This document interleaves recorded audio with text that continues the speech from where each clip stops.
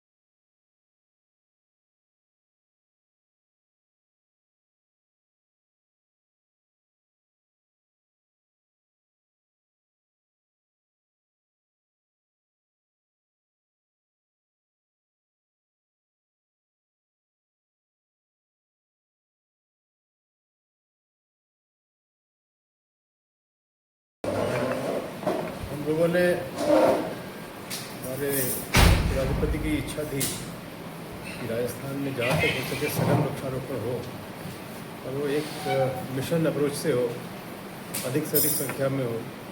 इसके आशा से 26 तारीख से लेकर और 16 अगस्त तक लगातार प्रयास था कि भारी संख्या में वृक्षारोपण हो। इस बार सौभाग्य से सावन के माह में बारिश भी अच्छी हुई, वृक्षारोपण का माहौल भी बना।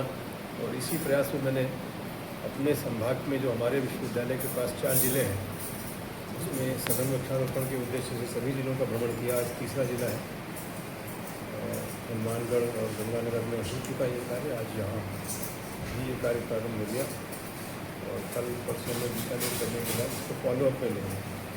उद्देश्य सिंपल से इतना ये है कि बच्चों को ये बात समझ में आ जानी चाहिए, शायद बड़ों को भी, कि अब हम को एग्जिस्ट कर सकते हैं। हम पशु और प्रकृति तीनों एक साथ ही जी सकते हैं, एक साथ ही चले जाएंगे। ये बात अब विश्व के धरातल पर भी समझ में आ गई है। जब वन हेल्थ का प्रोग्राम समझ में आने लगा है, ये समझ में आया है कि अगर मानव सिर्फ अपने संसाधनों का दोहन करेगा, तो प्रकृति के संसाधनों का दोहन करेगा तो पशु समाप्त हो जाएंगे, पशु समाप्त हो जाएंगे तो मानव भी समाप्त हो जाएंगे। इस दृष्टि से एक तो यह है कि सघन वृक्षारोपण हमारे संस्कारों में आ जाना चाहिए, वापस जाना चाहिए, जो कि मुझे बहुत खुशी हुई मोहता कॉलेज में जब ये संस्कार हैं कि बच्चों के घरों तक वृक्षारोपण की व्यवस्था की जा रही है।